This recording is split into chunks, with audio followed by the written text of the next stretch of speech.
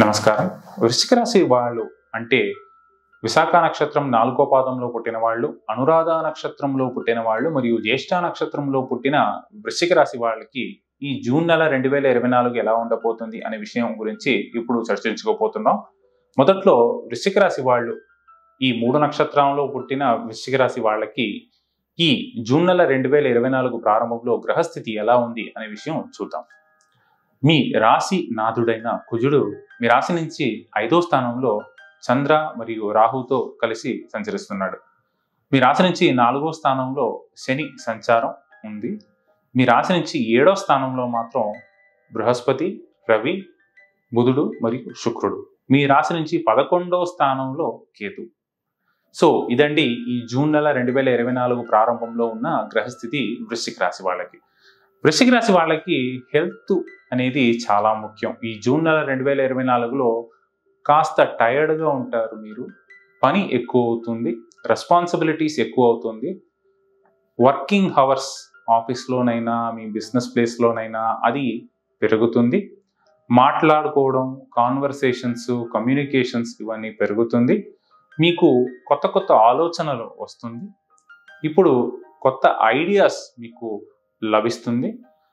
పక్కనున్న వాళ్ళతో మాట్లాడుకునే అప్పుడు మీకు ఏదో ఒక రకంగా ఒక ఐడియా స్ట్రైక్ అవుతుంది.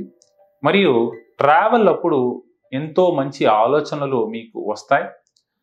ఫ్యామిలీతో కలిసి కులదైవ ఆరాధన లేకపోతే తీర్థయాత్ర చేసుకోవడం అనే విషయంలో మీకు చాలా ఇంట్రెస్ట్ ఇప్పుడు పెరుగుతుంది. పిల్లల విషయానికి వస్తే పిల్లలు మీ మాట వింటారు, కానీ చదువులో మాత్రం కాస్త ఆటంకాలు రావచ్చు.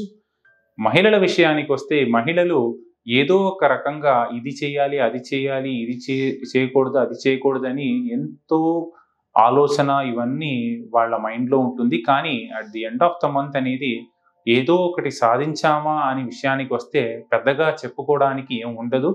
సో ఈ ట్రావెల్లు, ఆ తర్వాత టైర్డ్నెస్ ఇవన్నీ ఉండడానికి ఈ జూన్ నెల 2024లో ఛాన్సెస్ ఉంది. అందువల్ల కాస్త ప్లాన్ చేసుకుని ఈ నెలని మీరు అలా గడపండి.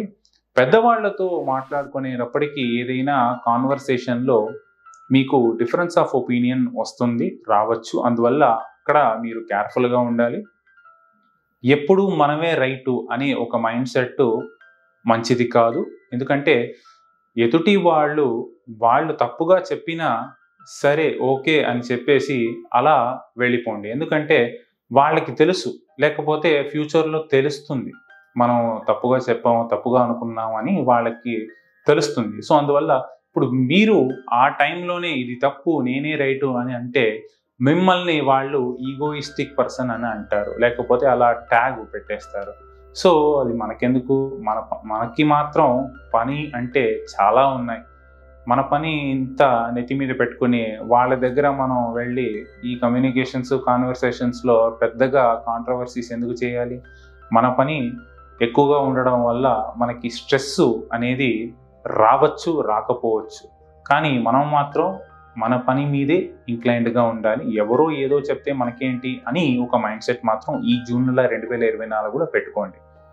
మాటలు ఎక్కువగా మాట్లాడకండి, అది మనకి మంచిది కాదు. ఈ జూన్ నెల 2024లో ట్రావెల్ మీకు చాలా ప్రాఫిటబుల్గా ఉంటుంది.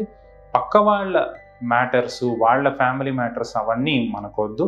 మన లైఫ్లో మన ఫ్యామిలీకి మనం ఏం చేసాం అనే విషయంలో మీరు ఆలోచించుకోండి. అప్పుడు మీకు ఒక మంచి ఆన్సర్ దొరుకుతుంది. ఈ జూన్ నెల 2024లో మీకు సుబ్రహ్మణ్య స్వామి వారి ఆరాధన మరియు సుబ్రహ్మణ్య స్వామి వారి దర్శనం అనేది చాలా ముఖ్యం. అది మీకు మంచిది.